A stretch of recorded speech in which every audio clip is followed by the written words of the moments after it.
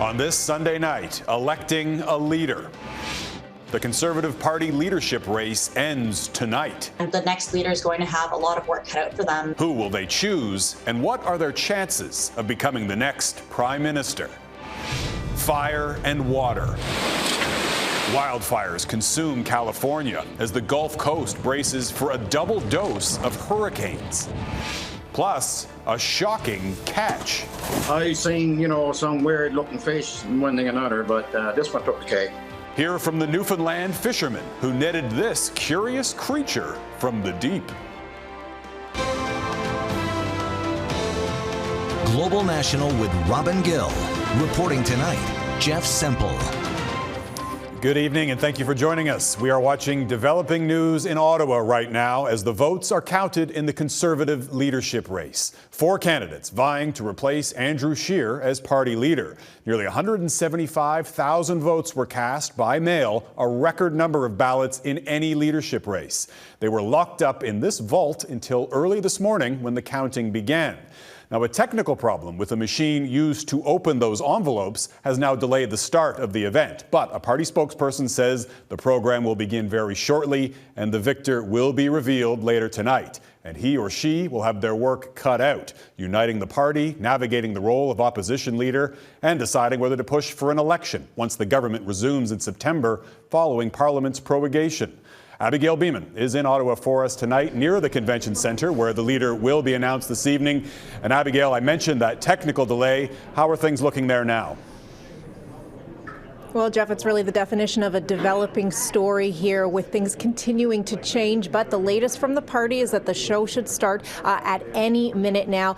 That doesn't mean we'll get the results anytime soon. They're saying it could be up to an hour and a half from now before those first results come in. And I'll explain a bit more about what was the problem here. The machine is supposed to first cut open the envelope, but it was cutting into some of the ballots. Now, there was a record-breaking close to 175,000 ballots cast. At this point, we're told several thousand of those ballots were impacted. The last information we got was that there is an issue with 3%, but that 97% of the ballots are in and have been counted properly. So still waiting for an update to see when those results will come in. Of course, we don't know who will win the top job, and because it's a ranked ballot system, that could be a while before we have that information. What we do know is that the person to take on the top job in the Conservative Party has their work cut out for them. Have a look. The next leader has a month before the House resumes, and it will be busy. Picking out your shadow ministers, putting a team together for your office, coming up with policy, learning how to campaign in a new type of post-COVID environment. Kate Harrison says job number 1 will be securing caucus unity. The race saw a big divide in endorsements from sitting MPs. Making sure that all of caucus is united around their vision, making sure that everybody feels they have a place and can have a say in the new administration, and really making sure that all of the sights are now turned towards the Liberal Party rather than inward. An election could happen sooner rather than later. So how does the next Conservative leader convince Canadians broadly they're ready to do what Andrew Scheer could not and become Prime Minister? Communicating continuously with the Canadians that we've made contact with about the importance of getting a Conservative vision to them in terms of how to deal with this recovery from the pandemic. Former Cabinet Minister Lisa Raitt co-chaired the race's organizing committee. She points to the strong interest in the party with a record-breaking voter turnout despite the pandemic. Well, one thing I'm very proud of is that in the province of Quebec, we tripled our membership. And that was not necessarily a place where we had a lot of Conservative memberships in the past. Quebec will be important as the party looks to broaden support outside their historically strong Western presence. It's fantastic that we can sweep seats out here, but that doesn't help us win government if we can't win in Ontario.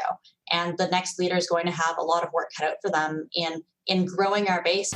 Growing their base to attract more suburban, urban, and diverse voters, convincing more Canadians there's a place for them under the Conservative tent.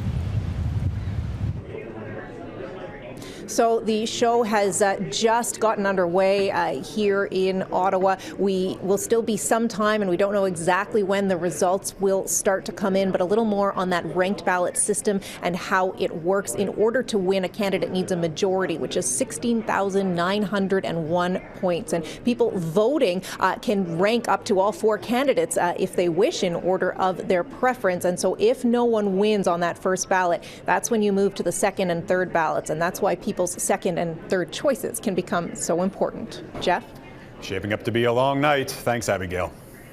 And for more on what to expect now, let's check in with our chief political correspondent, David Akin, who joins us now from Ottawa. So, David, what are you watching for tonight?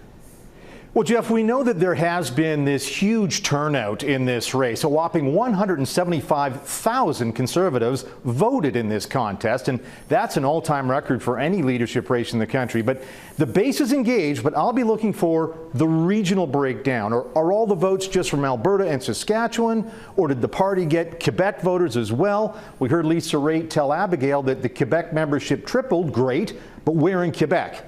So those regional voter turnout numbers are going to tell us whether the current Conservative Party is truly a national party or whether it's really now just a party of the West. Interesting question. And whatever the result tonight, to what extent do you think this leadership race will be a turning point for the Conservative Party moving forward? Well, this is definitely one of those turning point events for the party, no question, if only because it does represent an eastward shift in the party's power structure. Remember, the Conservative federal leaders for the last 20 years, they've all been from the West. Preston Manning, Stockwell Day, Stephen Harper, Andrew Scheer, even the interim leader before Scheer, Rona Ambrose, she was from Edmonton. And that put issues important to Western Canada right at the center of power within the Conservative Party. But no matter who wins tonight, the leader's going to be from Ontario. And I know Peter MacKay calls himself a Nova Scotian, but he has been living in Toronto now for the last 5 years. So the leadership for the Conservative Party is shifting east today. Now, I think the significance of that shift is that it's going to shape the new leader's first weeks and perhaps first months in office. The West, particularly Alberta and Saskatchewan, is already restless, already unhappy with Ottawa. And some in the West are unhappy with the prospects of a Conservative Party that has a leader from the East. So much so they might follow the likes of former Harper-era Minister Jay Hill into some form of Western separatist party. But a Conservative Party that is more focused on central Canada, on Ontario and Quebec, is also a party that has greater potential for success at the ballot box. They've already got just about every seat you can get between Winnipeg and suburban Vancouver. They now need seats around Toronto, around Montreal. So a Conservative Party that puts more emphasis on central Canada, that's a party that has a better chance of beating Justin Trudeau and the Liberals. Jeff? David Akin in Ottawa. Thanks, David. And as Conservatives prepare to name a new leader, tonight also marks the end of an era for the party. Under Andrew Scheer, the Conservatives grew their seat count and won the popular vote in last fall's election, but ultimately failed to defeat Justin Trudeau's Liberals. Well, tonight, Eric Sorensen looks back at Scheer's surprising rise to the Tories' top job and his legacy as leader. Prochain chef, Andrew Scheer. It was a stunning outcome for a relatively unknown politician from Saskatchewan, suddenly next in line to be Prime Minister of Canada. What a race this has been. It capped a startling rise in politics for Andrew Scheer, first as one of the youngest MPs in Parliament. Homosexual unions are by nature contradictory to this. Scheer's opposition to same-sex marriage made him popular among social conservatives. Order. His even-handed good nature saw him don the robes as the youngest Speaker of the House in Canadian history. The trust you've given me to be your Speaker in the 41st Parliament, it's been a great honor. Then, after the departure of Stephen Harper, Scheer shocked his own party and upset the favourite, Quebecer Maxime Bernier, to become, at age 38, the youngest Conservative leader in almost 40 years. This win is because of your work, your efforts. The pressure was on immediately to expand the party beyond his ardent supporters. The common ground between the different kinds of Conservatives. So I'm not going to, put myself in a binary box that you might want me to be in. Scheer's soft-spoken style took on a harder edge to confront Justin Trudeau and the Liberals. We now know that those were all lies. You have failed to tell the truth on this corruption scandal. He fired up the party's social conservative base, especially in the prairies, but could not overcome the Liberals' traditional strength in Ontario, Quebec, and Atlantic Canada. Coming close but falling just short. A politician few expected to lead his party could not, in the end, lead his party to victory. Was the accidental leader. I think Andrew Scheer was the backup quarterback who got brought into the game, and he just didn't know how to complete passes. Any chance for Scheer to get a second crack at the Liberals was scuttled after reports surfaced that the Conservative Party paid for private school for his children. I will be resigning as the leader of the Conservative Party of Canada. Scheer's departure marks the end of a quarter century of Western-based leadership for the Conservatives in this country, starting with Preston Manning, then Stockwell Day, Stephen Harper, and then Scheer. All Westerners who reflected the party's growing power base far from central Canada. The challenge for that new leader, not having that Western connection, will be to keep the West welded in. So end of an era? Absolutely. Andrew Scheer's leadership left the Conservative Party well-funded and with a strong foundation of more than 120 seats in Parliament. He won't get a second opportunity to take on the Trudeau Liberals, but he left his party in good shape to do so next time. Eric Sorensen, Global News, Toronto. Into politics south of the border now, where the Republican National Convention is set to start tomorrow, and protesters are already gathering near the site. President Donald Trump and Vice President Mike Pence are expected to be officially nominated onto the GOP ticket. But Trump's character is once again being called into question after secret recordings of his sister were made public. Jennifer Johnson explains. Protesters have taken to the streets of Charlotte, North Carolina, ahead of the start of the Republican National Convention.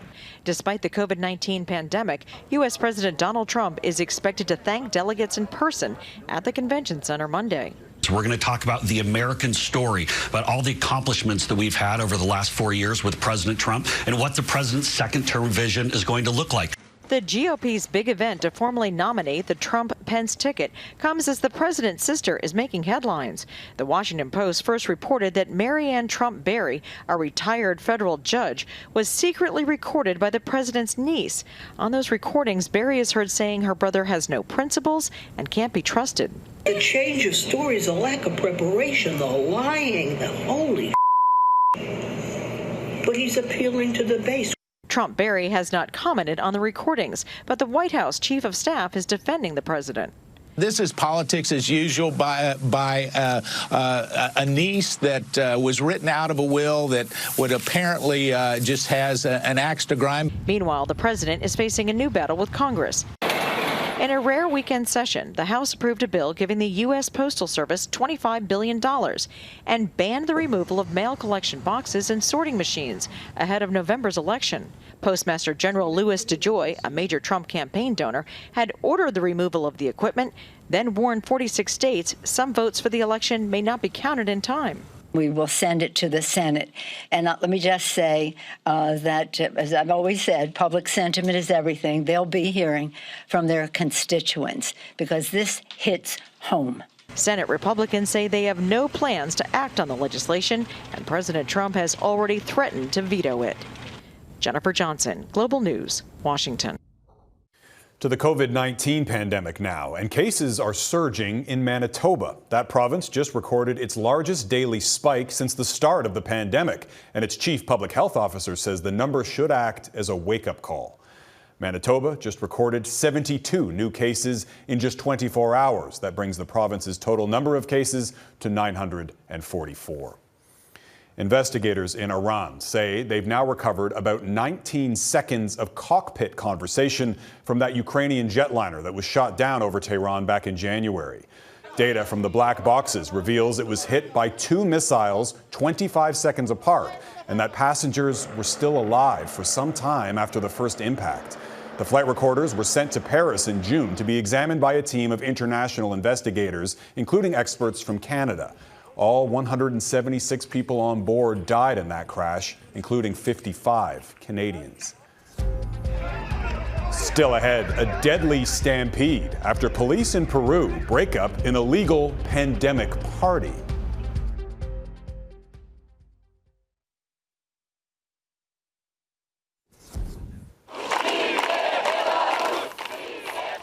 Thousands gathered in the capital of Belarus again today, demanding the country's longtime ruler quit. Protests have been sweeping that country since elections 2 weeks ago handed Alexander Lukashenko a landslide victory and a 6th term in office. The opposition claims that vote was rigged.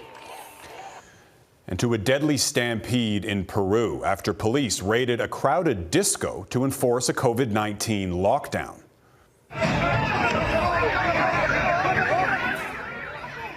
13 people were crushed to death when officers shut down the dance party at this nightclub in Lima. Peru closed all bars and nightclubs back in March due to the pandemic. When police arrived, more than 100 patrons made a run for it through the only door on the building's 2nd floor, trampling each other as they tried to escape. And music fans in Germany crammed together for an indoor concert, but instead of breaking the rules, they were taking part in a scientific experiment. More than 4,000 volunteers attended the concert, set up by researchers studying how the virus spreads at large gatherings. Fans were given face masks and fluorescent hand gel to identify frequently touched surfaces. And they also wore electronic trackers that determined the contact rates and distances of individuals at these events. Still ahead, vanishing glaciers, how global warming is hitting Alberta's drinking water.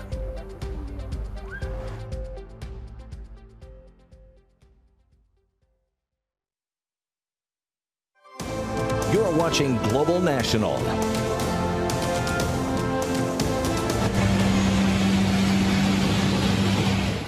A calmer night in Northern California allowed firefighters to make some progress against a trio of massive fires, but crews are now bracing for a weather system that's expected to bring more high winds and lightning storms. Flames have already destroyed nearly 1,000 homes and other structures, and tens of thousands have been forced to leave. The fires, burning on all sides of the San Francisco Bay Area, were started by lightning strikes over the past week. And hurricane warnings have now been declared along the U.S. Gulf Coast as thousands brace for back-to-back blows from 2 powerful storms. Tropical storm Marco powered into a Category 1 hurricane today, and Laura is also picking up steam in the Caribbean as both track towards the U.S. Hurricane Marco is forecast to slam into Texas and southeastern Louisiana tomorrow, while Laura is likely to strengthen into a hurricane and hit late Wednesday or early Thursday. Well, we've heard the warnings of how climate change is melting glaciers in the Arctic, but a new report warns the impact is being felt much closer to home. Alberta's rivers are a key source of drinking water for the province, and as glaciers shrink, so does the water supply. A new study has identified the communities most at risk, and as Jordan Armstrong reports, it includes one of the country's most popular tourist destinations. Lake Louise is world famous for its mountains and emerald waters. But when it comes to the drinking water, the community could be in for a future of supply problems. That's according to a geophysics PhD candidate who spent 3 years studying Alberta's vanishing glaciers. What the tourists will be seeing when they look at those mountains is mountains that have less snow, less ice cover. And then when they're looking at the river, they'll see that in August, it will be lower on average. The town of Lake Louise gets its water from the glacier-fed Bow River. With less runoff in August, Anderson says the drinking supply becomes inconsistent. His study found Hinton, Rocky Mountain House, and the Bighorn Dam face the same problem. The dam's reservoir is a water source for more than 1 million Albertans, including Edmonton. And so that's why there are so many people who are, concerned about these findings. Anderson says current models project Western Canada will lose more than 70% of its remaining glacier ice volume in the next 80 years. His study, a first of its kind, to pinpoint the Alberta communities most at risk from the big melt of climate change. But we can now focus our efforts in trying to figure out what's the specific timings of change that those locations are going to see, and what are the effective policies that we can use to help manage the water there. As the glaciers shrink, it's not just photo opportunities that begin to dry up. Jordan Armstrong, Global News, Vancouver. Up next, a curious catch that left a Canadian fisherman flummoxed.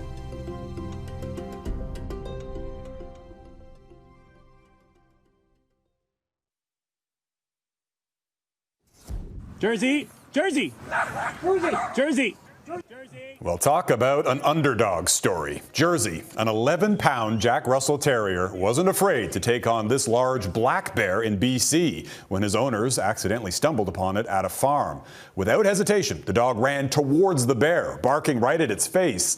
Now, luckily, the bear smartened up and went on its way, while Jersey walked back with his tail wagging and his head high. Good dog. Even for the most experienced sailors, the ocean can be full of surprises, and that was certainly the case last week during a fishing trip in Newfoundland and Labrador. As Ross Lord reports, the fishermen netted something so strange, even the oldest hands on board were mystified. For many people in Atlantic Canada, fishing is a way of life. Fish harvesters encounter everything from hard-shelled lobsters to soft and mushy jellyfish to the mighty great white shark. But every now and then, they make a truly rare catch. And, if I brought up solid, what in the name of God is that we got there? What it was almost defies description. A 1-meter-long creature from the ocean depths with an appearance unlike anything they'd ever seen. So we brought it into Valleyfield, and we brought it into the port and the fish plant, and there's people there, lots of people and lots of fishermen, and nobody ever seen nothing close like it. After asking around on social media, Goodyear finally got an answer. The long-nosed chimera, a rarely seen fish that lives as far down as 2,600 meters below surface. By the time it landed on the boat, it had died, likely from a change in water pressure. Marine researchers say the chimera is made entirely of cartilage, with feathery fins that resemble a bird's wings, and a sharp spine that's dangerous to predators. Researchers have no idea how many chimeras lurk in the deeps because so few are caught, which could make this one a fish story for the ages. It's like winning the lotto, I guess. You never know what you're going to get. Ross Lord, Global News. And that is Global National for this Sunday. I'm Jeff Semple. Tonight's Your Canada is the regatta in Lunenburg, Nova Scotia. It's the largest keelboat event of the summer sailing season in the province. Now, many other regattas were canceled this year because of the COVID-19 pandemic, of course, but recently eased restrictions in Nova Scotia allowed these races to go ahead this weekend.